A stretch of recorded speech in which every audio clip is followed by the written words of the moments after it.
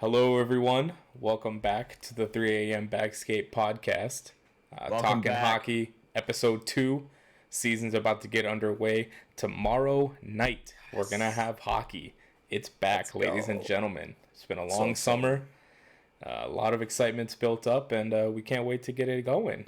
And let me tell you, it's going to be starting off hot. We'll get to that when we get to our games to look forward to, but there's going to be Yeah, some great matchups on the first night. we're coming in hot. The NHL does a really good job of bringing matchups you want to see day one. They do a lot of Canadian matchups too, so They it's do. like the Canadian build-up. It's like holy fuck, and you usually get Toronto, Montreal night one. You usually get like some kind of kick it off kind of feeling. So I'm What's excited. funny is that over the weekend, I've only picked one game between Canadian teams to look forward to. That's it. Yep, just one.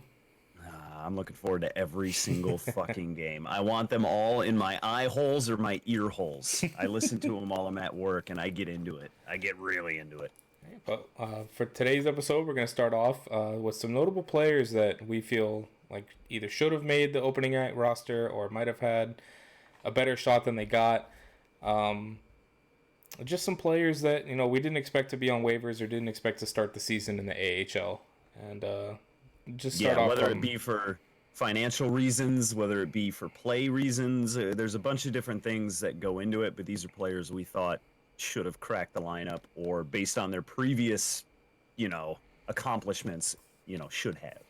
And so I'm going to start off. I've got a couple from Detroit, actually, that didn't make it. Uh-oh. Joe Veleno, Philip Zadina, and Evgeny Svechnikov, all three are not going to be on the opening night roster for the Detroit Red Wings. And that Zadina. that was a little bit of a shock to me because I know Zadina didn't have that great of a preseason. He didn't really stand out. But when you've got a rebuild going on in Detroit like they do, I feel like you Yeah. need to start playing a lot of your young guys and just let them get that NHL experience. Especially if And you don't have much aspirations to make the playoffs or yeah, to within the organization they have to, right? They have to be like, okay guys, our goal is play. They can't say, okay, stinker this year, boys, stinker, we're fucking throwing in the towel now, let's put all of our guys in the A. But yeah, Detroit has a history of letting their guys pan out in the AHL or in the farm leagues or play out their junior, play out their college. And I think Stevie Y having such a deep root in Detroit, I think he's going to follow that model. So it makes a little bit of sense to me, but I would think you would put Zadina in just for some offensive firepower, considering what that team has. yeah, for sure. Moving over to the Garden State. Oh, no, not the Garden State. Excuse What is me. that, Idaho? No, What's the Garden State? Garden State's actually New Jersey. What? Yeah, New Boo! Jersey's the Garden State. There's no gardens in New Jersey. It's a stink hole. I don't know why I said the Garden State, but we're moving over to the Big Apple. We're talking about the Islanders. Oh, speaking Bringing of up stink hole. Josh Ho-Sang and Thomas Hickey, not on the opening night roster. Like, you had a feeling it would be Ho-Sang. Like, I don't know what it is about him that he just hasn't got his game together to make an NHL lineup. Because I he's feel like had it all has the to be- buzz, but it It just... has to be in the room. He has to. It has to be something where he's not blending in well in the locker room. Or maybe he's I can't abrasive make it with out. a coach. There's just it doesn't seem to me like there should be anything holding him back from cracking the NHL lineup. But he certainly just has for whatever the reason just talent. keeps getting stashed in the AHL, and I don't. Yeah, he certainly has the talent you would think to crack, but it could be one of those things where he just doesn't fit a position in that lineup the way Trotz wants it. Trotz is very defensively responsible. Maybe Hosang can't keep up with that. But Hickey, Hickey, yeah, that one confused me as well because he doesn't put up the offensive numbers you would want, but he'd still, I feel, a pretty serviceable defenseman, and he served them pretty well in the playoffs the last couple of years. he's been good. There's no doubt about that. I mean, it's solid, and he's not like standout solid, but sometimes when you're a stay-at-home defenseman, the less people notice you, the better. Absolutely. I don't know. That one was a head scratcher for me. Yeah.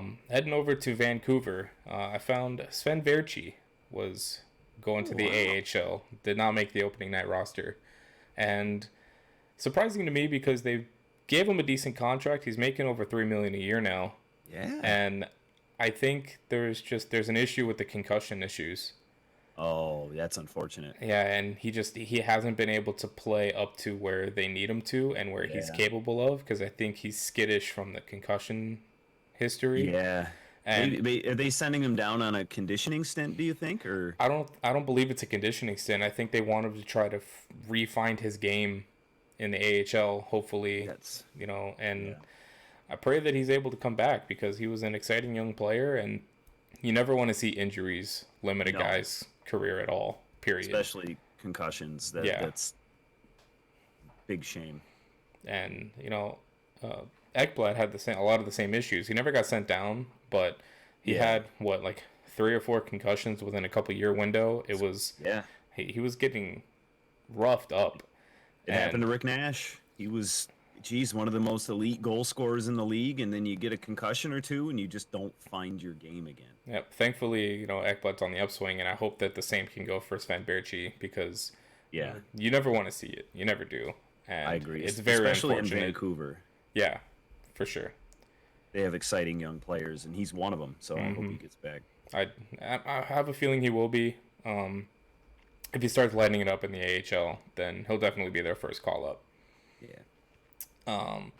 Moving over to Montreal, Charlie Lindgren got sent down, which makes Keith Kincaid the backup to Carey Price.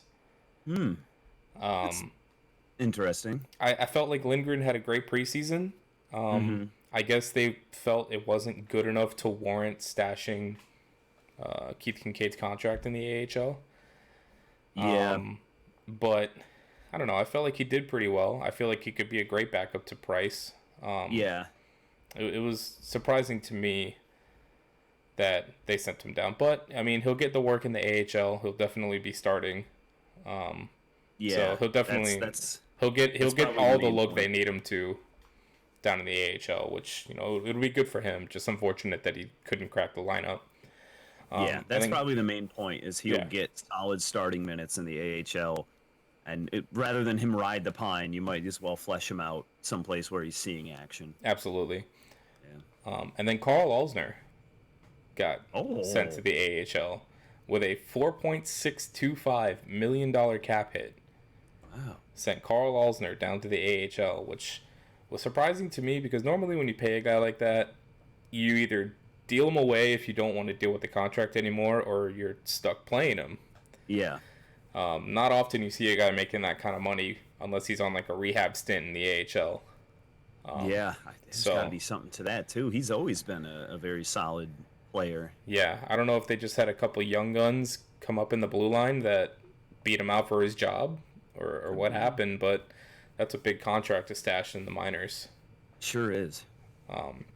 My next guy moving over to Buffalo, Tage Thompson, got sent to the AHL. That's surprising. And if that name is familiar to you, it's one of the pieces they got from the Ryan O'Reilly trade Yeah. that sent him to St. Louis. So you would hope that one of the players you got back for a player of Ryan O'Reilly's caliber is going to be an opening night player, someone that's going to be a staple in your lineup. Yeah. But unfortunately for Tage Thompson, it looks like he's going to be starting the season in the AHL. And the trade's looking worse and worse for Buffalo as it goes on. Yeah. Yeah. It looked bad when it happened. I didn't like it because I think Ryan O'Reilly's a fantastic center. Yeah. And I don't know. Now it just looks even worse, in my opinion. Even worse. Oh, I mean, when Ryan O'Reilly lifts the fucking Conn Smythe in your face on national TV, just yelling out "fucking rights, boys," and yeah, that's pretty brutal. Yeah. Hopefully, they're just doing it like with the backup there, Lindgren in Montreal. Hopefully, they're just giving it time for him to play top line minutes someplace Yeah. where he'll actually get the experience and the pressure of going against the other team's best guys rather than, kind of put him on a fourth line role where he doesn't really, that's not his game. So, Yeah. The next bunch I'm going to pass along to you, actually, because I know you're going to know a lot more about it than I will. But Kravtsov and Philip Hedl in the my boy, Garden. Vitaly Kravtsov. He looked pretty goddamn good in preseason. He has a bit of chemistry with the lines that he was on, but these kids are 19 years old. Mm-hmm. 19 years old. When I was 19, you couldn't get me out of my room playing video games. Like I didn't want to go to my part-time job, like that kind of Yep. shit. And these kids, they expect so much out of them. So I see it, I understand it, but it's another situation where if your team doesn't have the highest of aspirations, which I think the Rangers probably think they could be a bubble team. They probably think they could get the I think wild they card can. spot. If you throw him down in the AHL or wherever he may play now, I know Hedel will probably go to the AHL. I don't know if Kravtsov, because he was playing over in the KHL before this and doing very well. You got to expect them to just get the minutes in, get the grind in, get confident. I think that's Hedel's biggest problem. Hedel is a big fucking kid. Yeah. And he reminds me of Yager in the way that if he used his body and his size and his speed, he could shield the puck for days, come off those end boards, make plays. But he looks like a freshly birthed gazelle. He looks confused out there. Like he looks What an analogy. Like he's kind of stumbling around, like he's not sure where he should be, or like he's overthinking it. So I think if he goes to the AHL and he realizes, like, hey, I'm a big, strong, potential power forward, and I can dominate certain talents that are around me, maybe he'll gain that confidence to be able to come back. Because he had a 6-game goal streak last year when the Rangers weren't scoring shit for goals. he had 6 goals in 6 games, which was pretty impressive. So he has it there, and he has the talent. I think he needs the confidence, and he needs to get his head straight. So I agree with that. And I think the Rangers kept Michael Haley up. Yep. So I think he made the team, and they want that kind of grit to protect their that old Panarin's sandpaper. Yep, absolutely. And I'm looking forward to some Michael Haley fights. I've had my share of them with Florida. They're fun to watch, man. Guy is just an absolute wrecking ball. He's old school, and I appreciate that, and the Rangers need that in their lineup. Absolutely. So those are those two. Kravtsov's 10 years old. Hedel is a large 12-year-old, and they just need time. But it sucks seeing such hopeful people not get a shot yet. Right. It doesn't mean they won't come up later on if things start blending well or someone gets hurt, but it was kind of shocking, and some of the people they did keep up. Did they send down Boone Nieves too? Did they? I'm not entirely sure on that. I have to check on it, but he plays his heart out. What a name! I love the type of player he is, and he's just been waiting so long to get a shot. Mm-hmm. Hopefully he gets it soon. Hopefully they find a spot for him because I love Boone Nieves. And a great name. Yes. Moving on to my boys, actually, the Florida Panthers. We've got Owen Tippett that did not make the opening night roster. Granted, we have a ton of scoring depth at the moment. We're stocked full of forwards, and it's hard to crack this lineup right now. The kid's 21 years old, drafted 10th overall in the 2017 draft, I want to say. Mm-hmm. Widely scouted at the time to have the best shot in the entire draft. But unfortunately, not much else is what they were pretty much speculating him as. And to me, that's why he fell to where we were. But I feel like he's going to be playing top line minutes in the AHL. If he was on the opening night roster here, he'd probably be third line, I'd want to say. And I don't know if he would play power play minutes. So it definitely seems more worth it to take this young kid, like you said, with Hedel. Yeah. Take this kid who he knows probably what he has to be doing, but just, can't put it fully together yet. And we're not starved for scoring depth at the moment. So let him have his time in the AHL. Let him play top line minutes. Let him put up a bunch of points. Let him get his confidence. And then halfway through the season, inevitably, we're going to have guys go down. Yeah. It's inevitable at this point with how fast this game is played now. You've got guys that are going to have aches and bruises. They'll be out for a week or two, and he'll be one of the ones they'll definitely be looking for to call up. And I'll be excited to see it. And the last name I have is Eli Tolvanen in Nashville. Did not crack the opening night roster. I feel like the same reason as Tippett and Hedel. Yeah. Just, these young kids, man. Give them time. in today's NHL, you don't need that elite scoring. Not every kid needs to be the Austin Matthews, the Yeah. Sidney Crosby. You need these depth forwards, and unfortunately for them, their production comes later on. They don't Yeah. start out putting up the kind of points that you need a depth forward to have. And so you let them develop, let them get their top line minutes in the A, and then, a year or two, you're looking at possibly a second line or third liner putting up, 20 goals a year. Can't really ask for more than that from your depth guys. So Yeah, I feel like the way teams are built now, the tried and true formula is to have so much depth at forward that you have three lines that are potential scoring threats, and then your fourth puck control line, your grind line that could even put up some points here and there.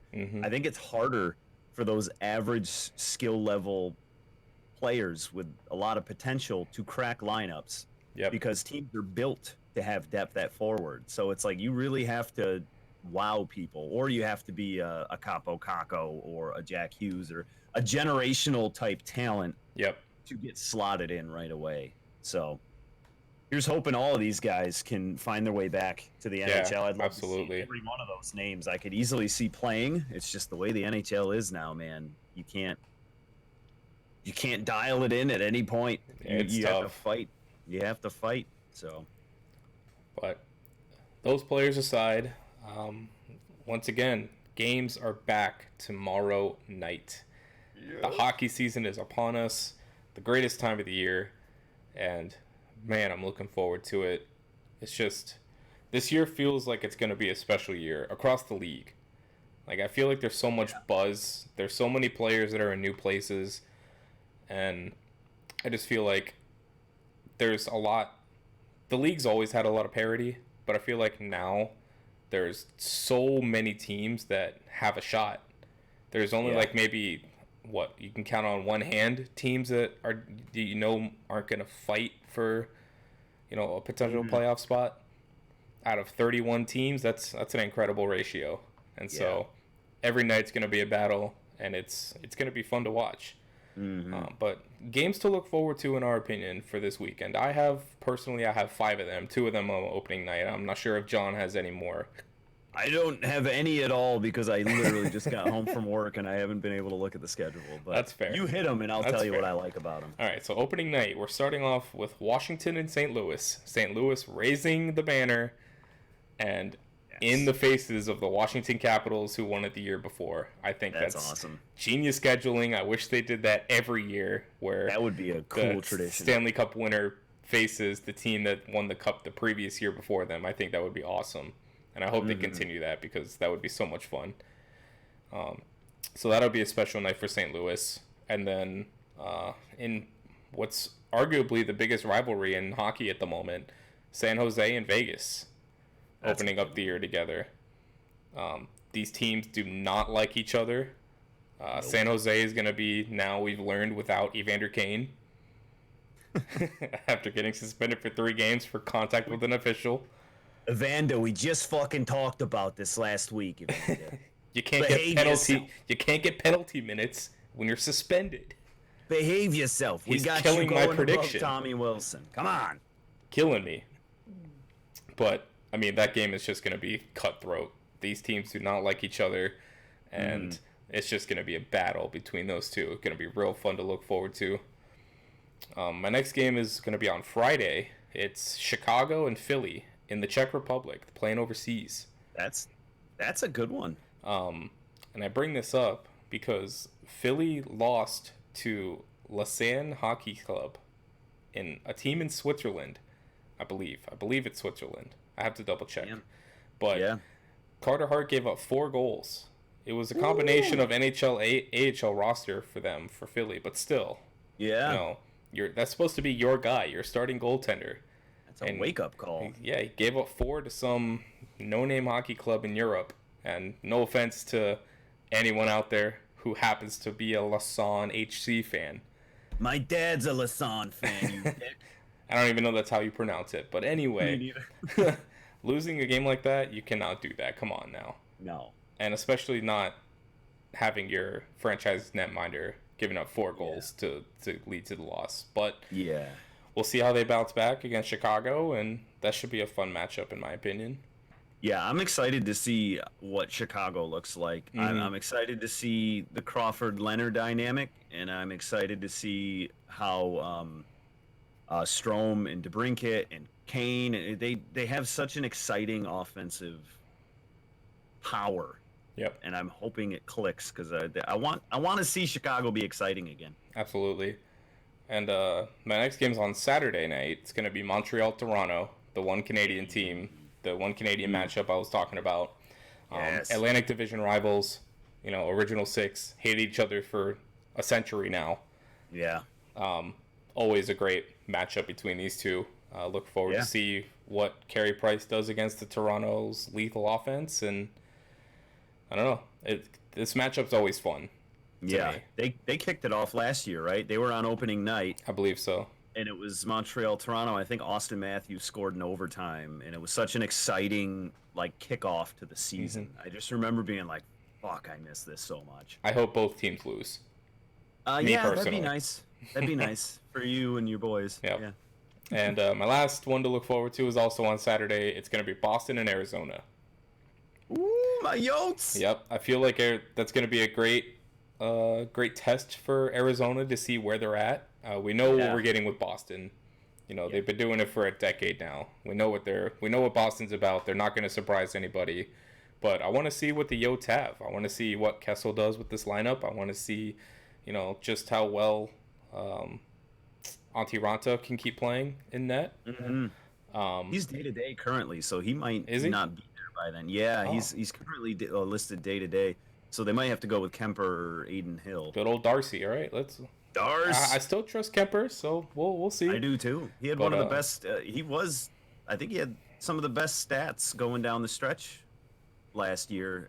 Unfortunately, their team didn't make the playoffs, but Yeah. he was the best goaltender in the league for a few weeks there.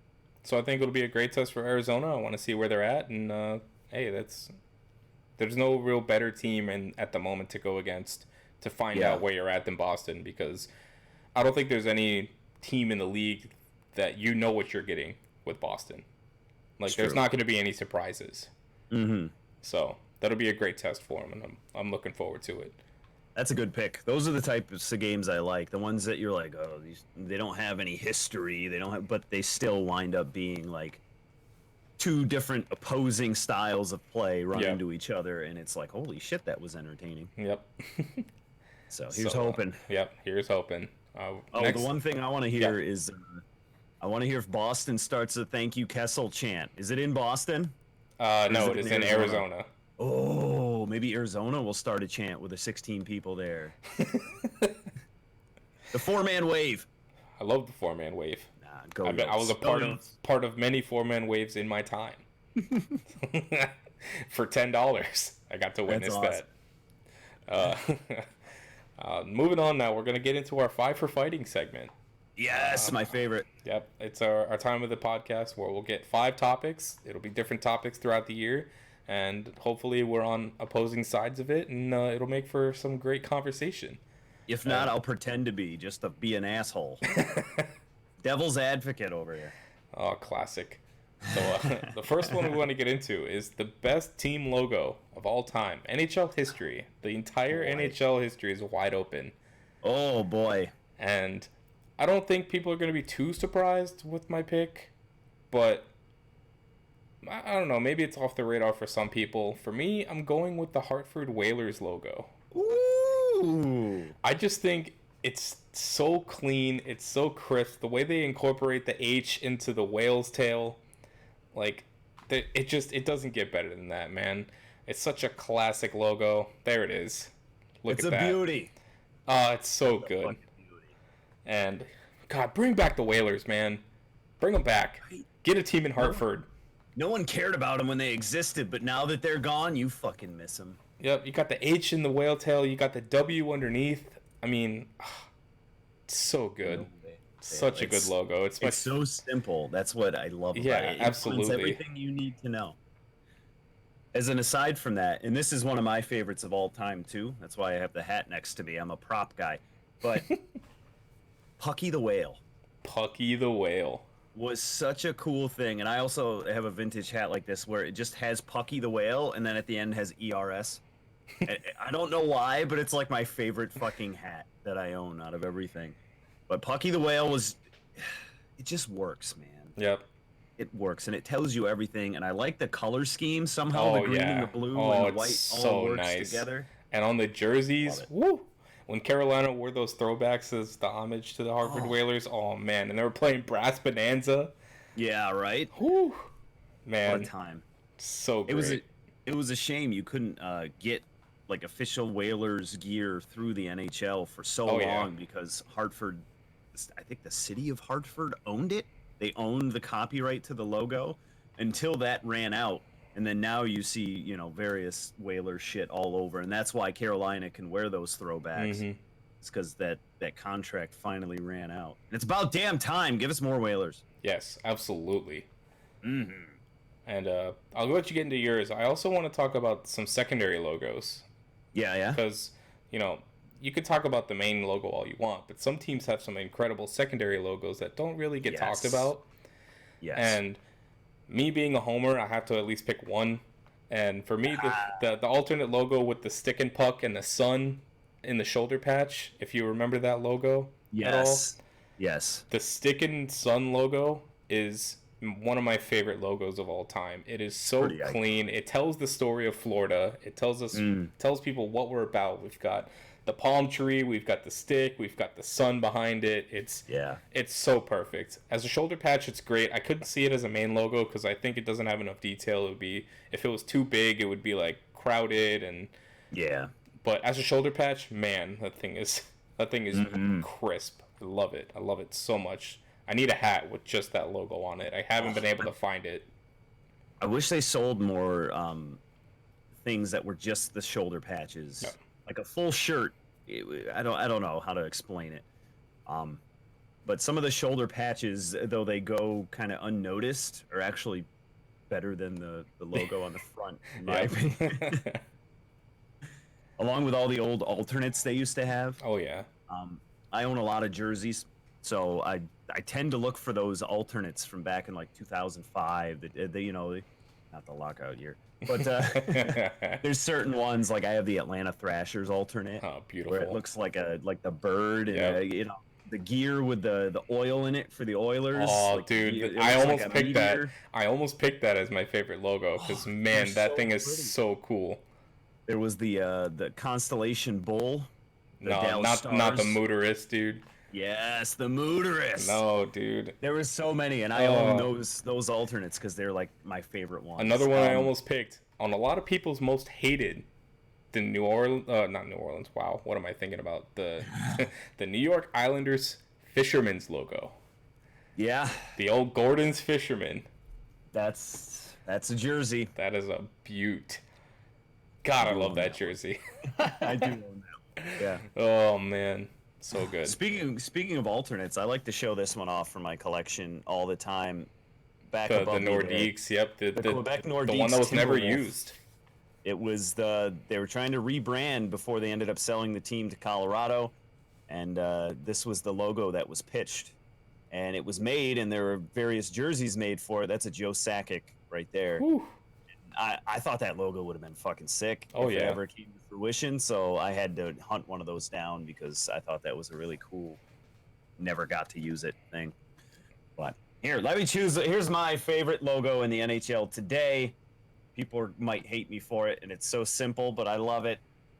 It's the Minnesota Wild. How could you hate it, dude? How could you hate it?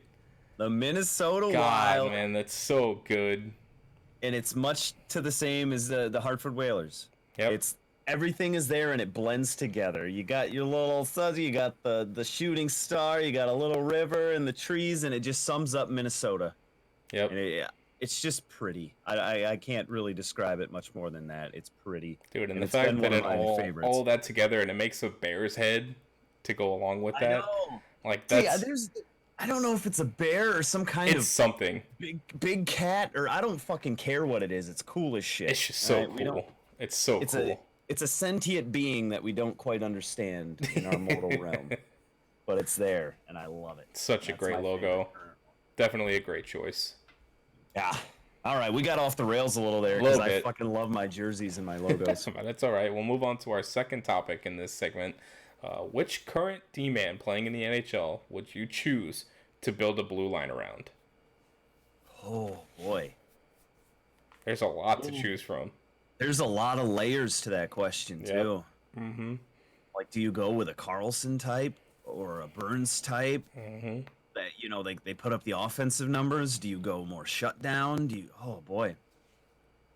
Do you go age? I would go with a younger guy who has more years ahead of him. Mm-hmm.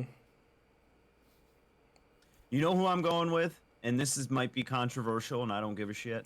I'm going with Seth Jones. Seth Jones. That's not a bad choice. I feel like he still has like 5 or 6 solid Norris contention years in him. Mm-hmm. Meanwhile, I feel like, the Burns, Carlson, like they've been up there for so long. Yep.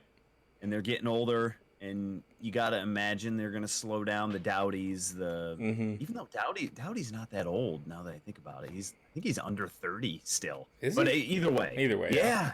He looks old as shit, doesn't he? But a lot of hard minutes on that guy. Yep. I'll go with Seth Jones. I think he brings everything to the table. That's an interesting pick. I really can't, coming into his own. Can't say it's a bad pick. It's definitely an interesting pick. For me, I'm going Victor Hedman because I think he's just the best all-around defenseman, bar none. Like, the guy is a tank. First of all, he's a massive human being, and it doesn't get much better when you get to someone in crunch time. You need a shutdown guy. That's who I'm going with, and I think that he's just, if I'm building a blue line and I want guys to replicate a certain player, it's going to be Victor Hedman. True. So very true. That's going to be my pick. And as much as it pains me to say that because he plays for Tampa, but I mean, you can't deny the man what he's done. He's an absolute stud. Oh, he skates like the fucking wind out there. He's so good. Yeah. Next topic. The next Canadian team that you think will lift the Stanley Cup. Ooh. Oh, boy. None. They'll never lift the cup again. Until the end of time. 93 was the end. Yeah, that was it. I was born, and that was it. Canada was out of the NHL. Yeah. Oh, my God. The way things are going now, you have to jump to Toronto, right? You would think, yeah. But there's no guarantee. I mean, if you think about it, there's 31 teams in the league. What are there, 7? 7 Canadian teams, yep. That's not a good ratio. It's not. So they're behind the bullet already. I feel like you have to say Toronto or maybe Calgary. If it's going to happen in the next few years. Mm-hmm. If it doesn't, you never fucking know. Yep. Which is why you might laugh at my pick, but in my opinion, I don't think there's a Canadian team built at the moment to lift the cup. No. Because I don't think Toronto has the defense, and I think that Freddie Anderson is a great goaltender, but I don't think he can do it by himself without people in front of him. Going through the East is hard. Yeah. Oh, and that's such a gauntlet of teams to get through in the Eastern Conference. But I don't think it's going to happen for another 5 to 10 years. And the team that is going to lift it is going to be the Ottawa Senators. The Sens? The Sens are going to lift the Stanley Cup as the next Canadian team. I don't think one's going to win one in between now and when they lift it. I think that Melnyk is going to either get pressured into selling the team, or they're going to get the rebuild correct. They're going to get the young guns in there. They're going to get some veterans that are buying into what they're selling. And I think they're going to do it, man. I think they're going to be the next Canadian team to lift the cup, the Ottawa Senators. Fuck, you're high. Oh, man. Yeah, I definitely don't agree with that. That's a dumpster fire. I was thinking you were going to lean towards Edmonton. Nope. Because eventually Connor McDavid is... Eventually, right? You got to think. Another hot take, Connor McDavid will not play out the length of his contract in Edmonton. Ooh. He will be either requesting a trade or pushed out of Edmonton. I do not think he finishes out the length of his contract in Edmonton. So you think the dumpster fire in Ottawa has a better chance of being put out than the one in Edmonton? Yes.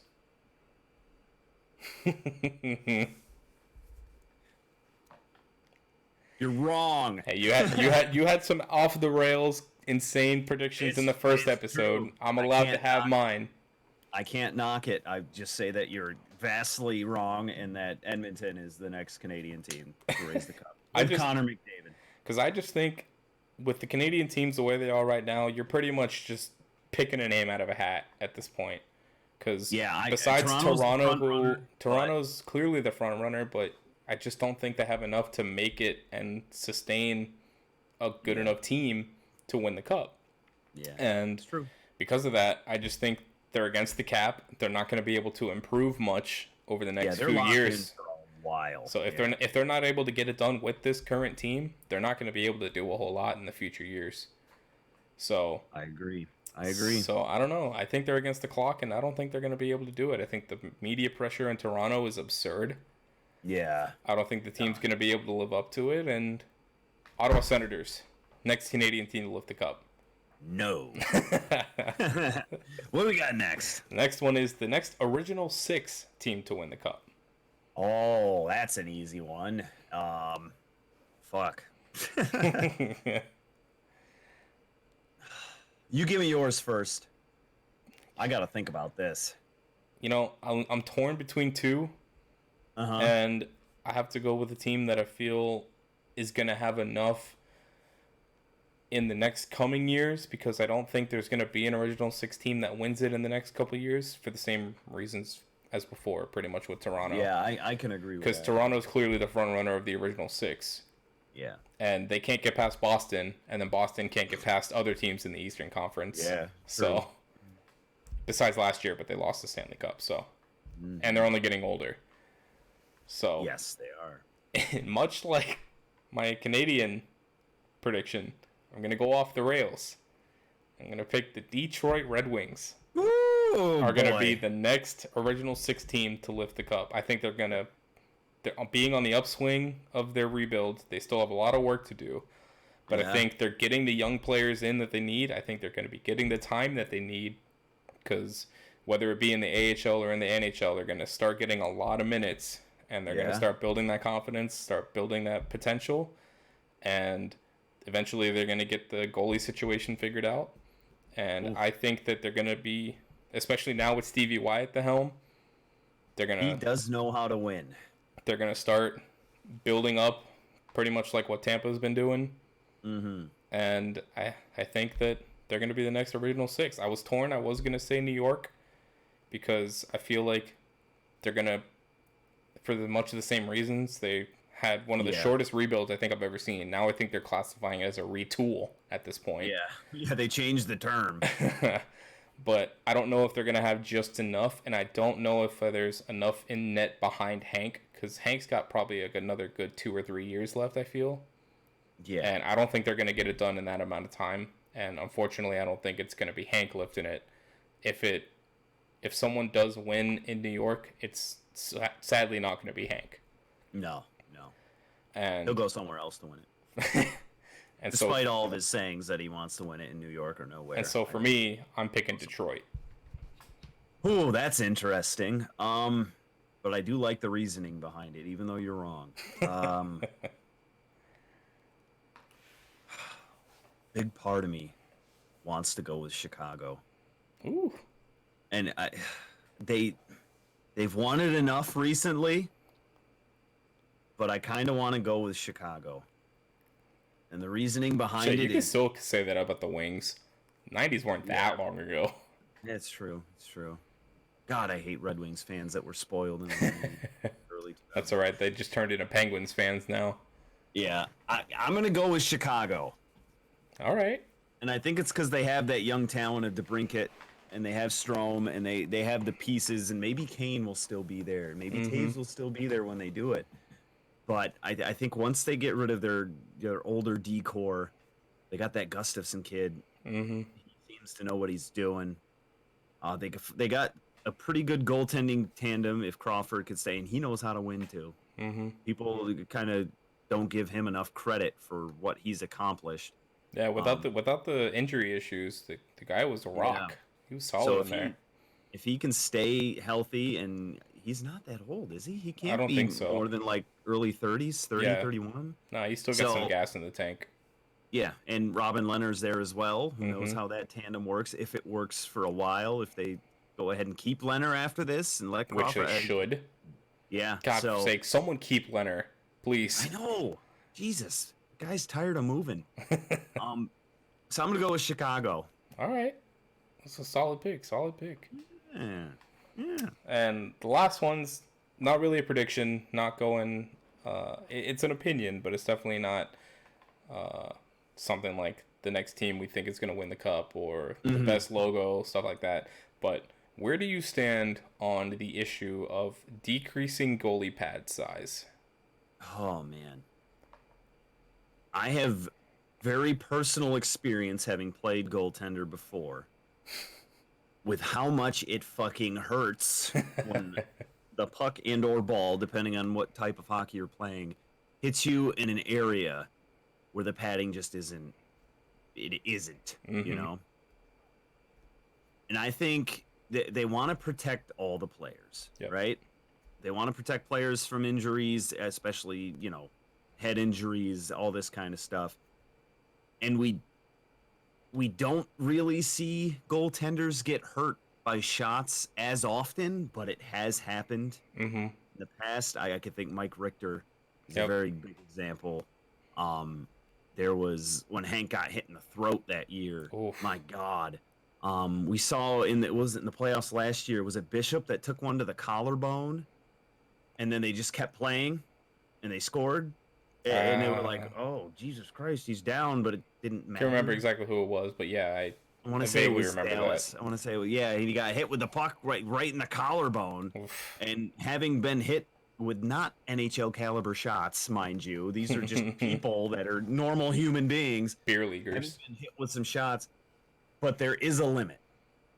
I feel like there was a time in hockey where goaltenders just looked like the fucking Stay Puft Marshmallow Man. And they clearly didn't need as much padding as they had, but finding that sweet spot, it's got to be tough. Mm-hmm. But I just worry that eventually, and I think Bobrovsky was quoted as saying, like, eventually it hurts, man. Like, you got to Mhm. protect us as much as you protect everyone else. So that's my take on it. I think you have to find a sweet spot and let them have a little bit, especially the way the fucking game is now. Yep. I know they're all about offense and they're all about, that, but it's got to be challenging as a goaltender to have your equipment tweaked Yep.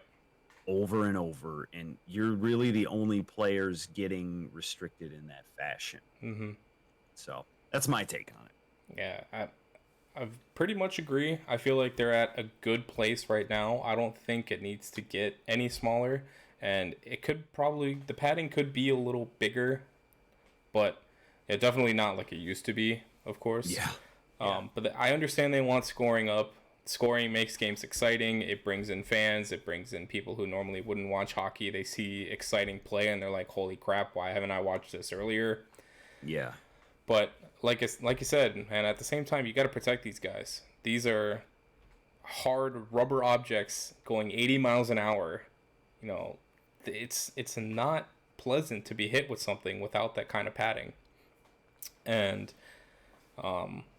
there was years and years ago, Sports Science did a thing about like how big a goalie could be, and how much that would limit someone being able to score. Like if they just took a sumo wrestler and fitted him with pads and stuck him in the net, like would a guy still be able to score?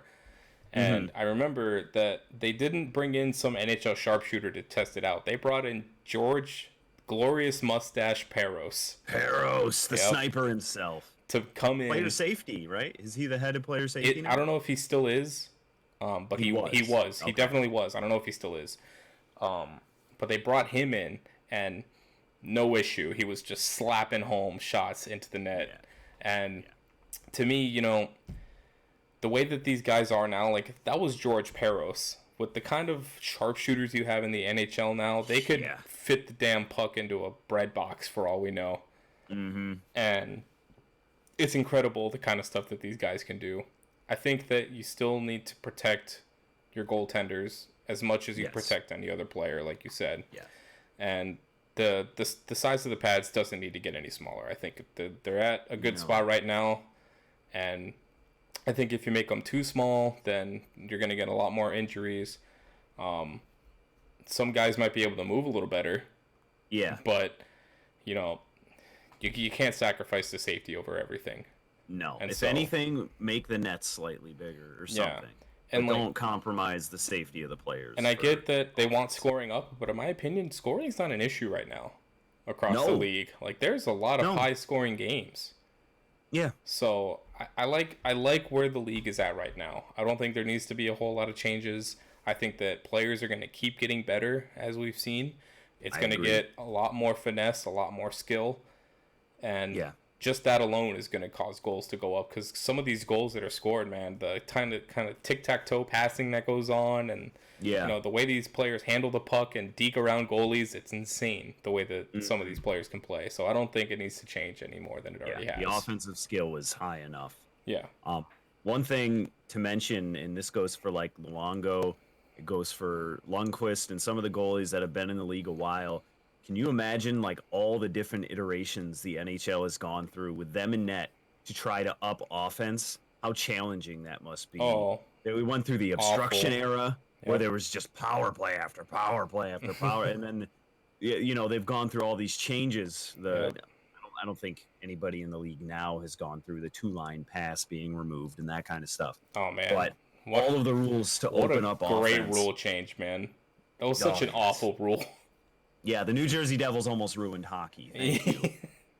So thank God they implemented that. But even then, and now you got your 3-on-3 overtimes. Yep. Imagine what that's like on a goalie. Oh, Just imagine. So leave the fucking Awful. goalies alone. leave them Let them alone. play. Give them their pads. All right, next thing we're going to talk about, we're going to get into some over-under, some predictions that we think Okay, for how the many do we upcoming have? season. I've got, let's see, it looks like 8 different scenarios. All right, Go let's through. go. And we'll breeze through these. Starting off with, and I picked some players that are on new teams. Some of them, and then some of them are, you know, they're on their own teams. But Okay. starting with Panarin, over or under 30 goals upcoming season. I'm going over. I'm going over as well. It'll be the first time that I think in his career he's hit the 30 goal mark, and I think he's going to go over it. I think he'll end up somewhere around like 35. Yeah. But I think his highest was 28. I want to say it was his highest previous Yeah. career goal number. But I think he's going to be the guy in New York. He's going to Yep. be the one that's receiving the puck. No matter where he's at on the ice, he's going to be getting a chance. So I think this year is going to be the offensive explosion year for him. I think he nets 35, over 30 goals. I'm going to go with about 30. Yeah, probably mid 30s. I'll go with like 33, somewhere in there. He's playing with Mika Zibanejad, who is an absolute monster and has come into his own recently. And that wing spot is kind of an off and on. You might even see old Capo Caco crack it here and there. So we'll see how it is. But I think their power play mainly is going to be where he gets a lot of his goals. Yeah. So Next player, Sergei Bobrovsky, over under 920 save percentage. I'm going under. Under. That's so hard to maintain, especially in his division. I'm going under as well, unfortunately. Yeah. I think that he's going to be facing a lot of shots because Yeah. that's just the way that our defense has been the past couple of years. I don't know if Coach Q is going to tighten that up, and instead of facing 38 to 40 shots a game, he goes down to like 32 shots a game. Yeah. But Yeah. 920 is I can't remember the last time a Florida goaltender had over a 920 save percentage. So It's most people in the league. Did anybody finish with that high of a save percentage last year? I have to double Maybe check, one or but two, but it's so hard to maintain that nowadays, especially with offense being up. And so, unfortunately, I gotta go under, but I want to see him do well. That's all right, 'cause I they're, agree. They're going to the finals, remember? So. Babo. Phil Kessel in Arizona, over or under 80 points. Oh man, I gotta go under. I know he was getting it in Pittsburgh, but you have to imagine he was getting pretty solid matchups for his skill and speed, considering, the top guys were going against Sid in the top line. Yep. I'm going to say under, and because Arizona last year, I think Tower probably had like 40 some points. Like they didn't light the lamp, and they weren't like explosive offensively. I'm going under as well. A majority of his points last year came from assists, and I don't see on the Coyotes who playing alongside him is going to be able to put up the kind of goals that he'll be able to Keller, maybe? Yeah, that he'll be able to get the kind of assist total that he got in Pittsburgh. So for me, I'm going under as well. Michael Grabner.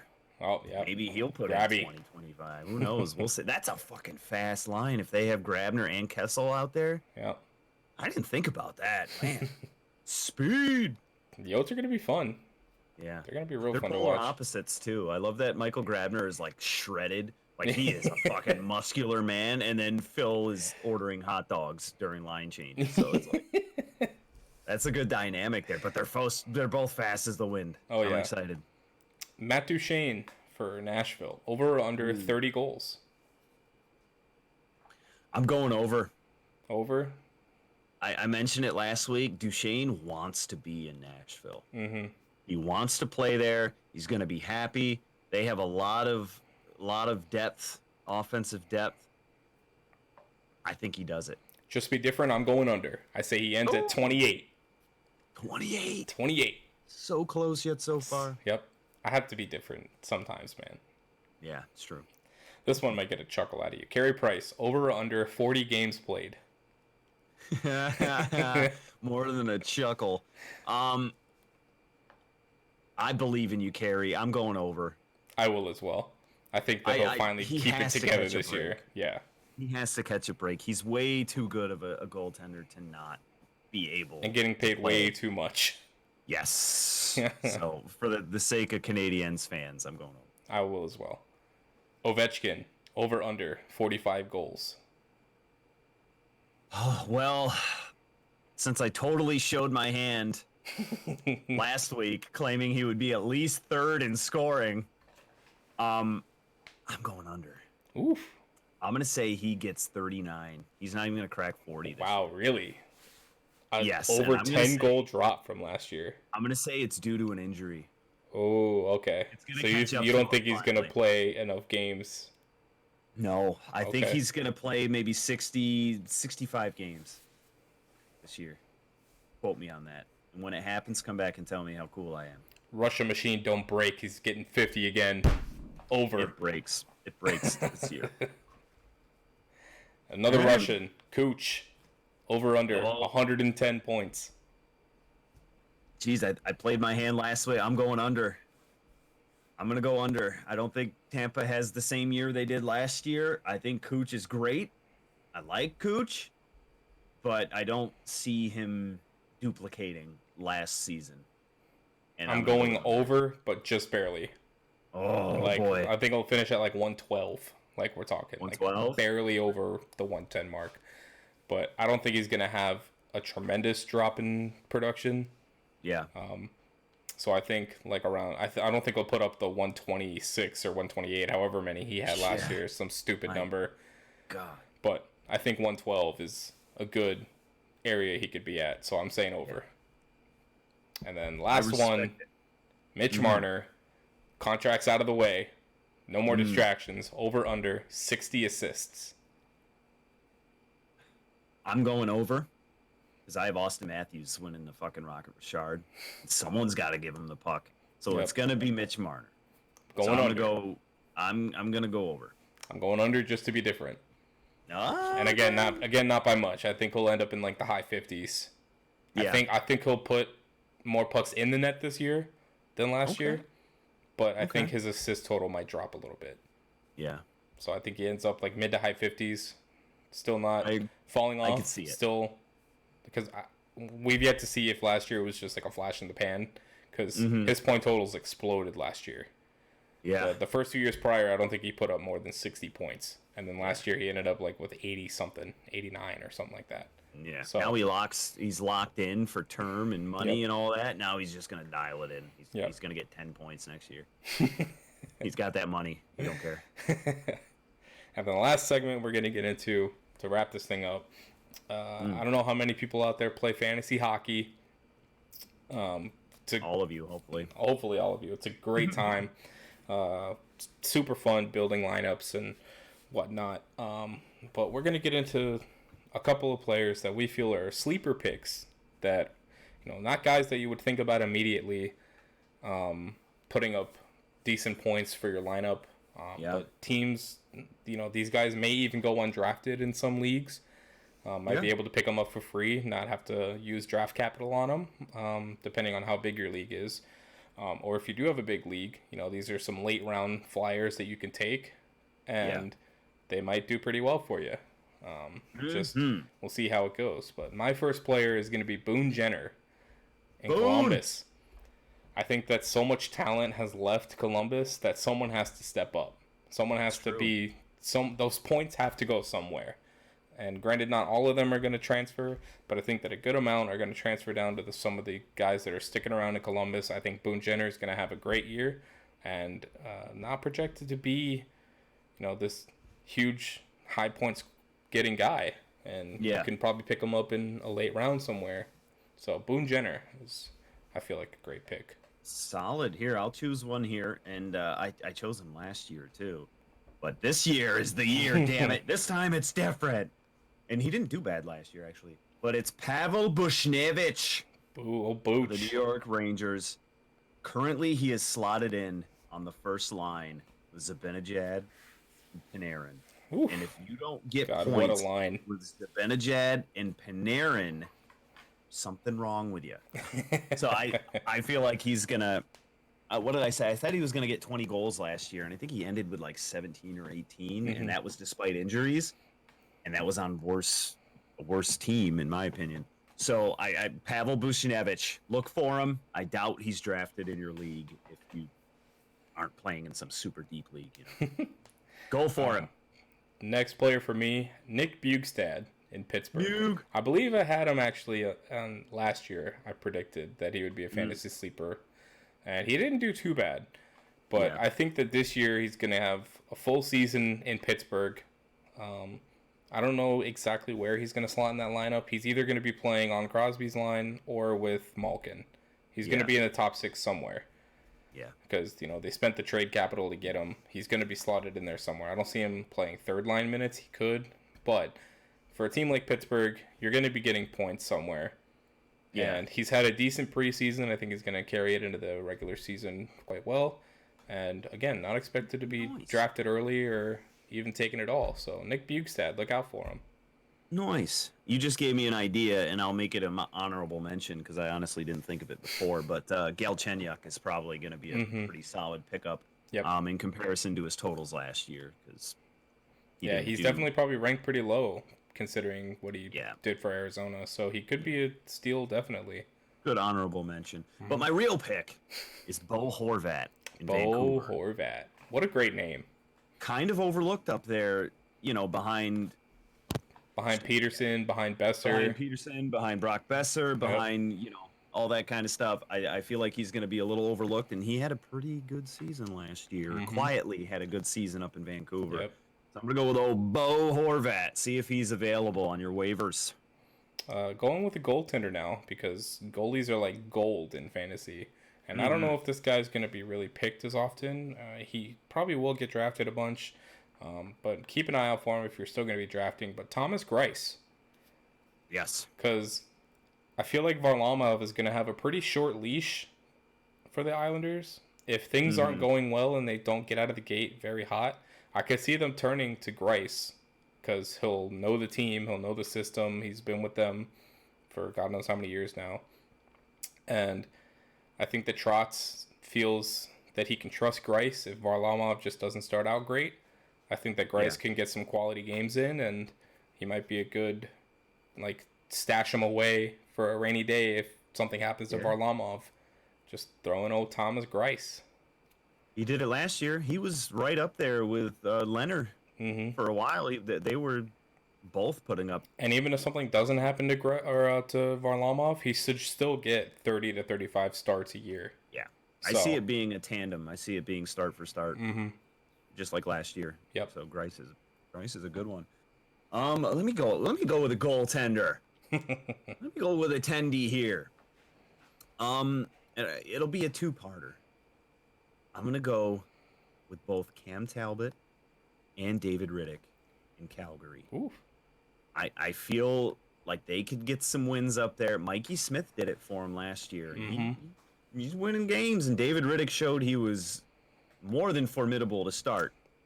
So I just feel Cam Talbot just didn't click in Edmonton. Mm-hmm. And now that he has a new place and he has this offense in front of him, and he has not just Connor McDavid and Leon Draisaitl in front of him, it's going to gain his confidence. Yep. I think Calgary has a much better puck possession type team. So I'm going to say pick up Cam Talbot and see how it plays out. And on the flip side, pick up David Riddick as well. He's probably going to get some starts there too. Solid picks.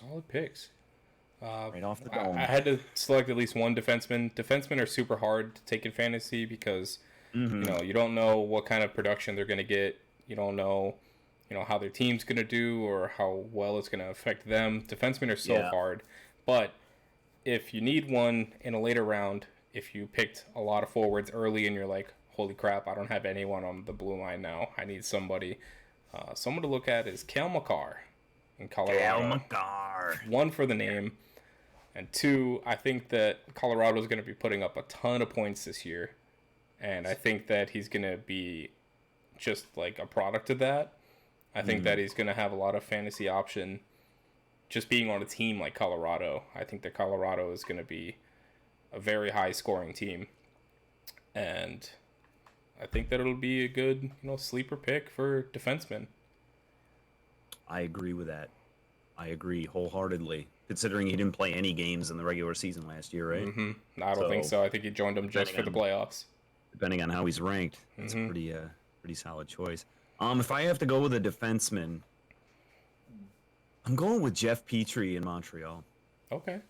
He quietly puts up points. Mm-hmm. If you're in a league that has blocked shots, that has different depth stats, he plays a lot of minutes. Some leagues have time on ice. Some teams have that. I think he's a pretty solid, well-rounded defenseman that'll be overlooked. But he puts up an average of points. You know what I'm saying? Like, he's not, oh my God, he's going to get me 10 points a night, but he'll solidly get you 3 to 4 points every night. That's pretty consistent on the blue line is important in fantasy hockey. Yeah. You want to have your offensive guys putting up numbers, but you want your defense to be consistent. You don't want to roll the dice every night. They're going to. And I think Jeff Petrie's a good one. So. And my last pick, I'm going up to Minnesota. And it might not be a complete sleeper pick. I think that he's going to be taken a lot. I don't know if it's going to be early, but it'll definitely be mid to late rounds. Matt Zuccarello. You stole my last one. Yeah, it's gotta be Zooks. I had Zooks. Someone has to be the guy in Minnesota. Someone has to, and I think it's gonna be Zuccarello. The guy is he's finally gonna have his chance to be the guy. And he's got his contract, and he's just gonna go out and put out a ton of points. He always has. No matter where he plays well. Yep. He really does, and he's another one of those quiet, kind of just. He'll amaze you, though. Oh, yeah. Put someone around him that he can feed the puck to, or Zooks. I love him. I love him so much, and I miss him. Such a great player. Very true. But I think that about wraps it up, unless you got anything else you want to say. Enjoy the hockey, folks. Enjoy it. This feeling. This feeling. You have to embrace it. Just get buck fucking wild and watch some hockey, even if it's not your favorite team. The excitement is there. So good. Pick two teams you never even fucking heard of. I don't care. Just watch. Chances are my boys are one of them. Stream them. Find it on TV. Whatever you got to do. They got 2 teams in Florida. Unbelievable.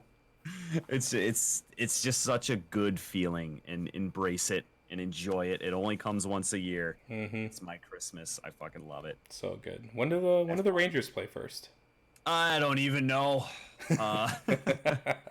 They play like 2 games and then they have their bye week. So yeah, So we get to dumb. be 0-3 for a month. Oof.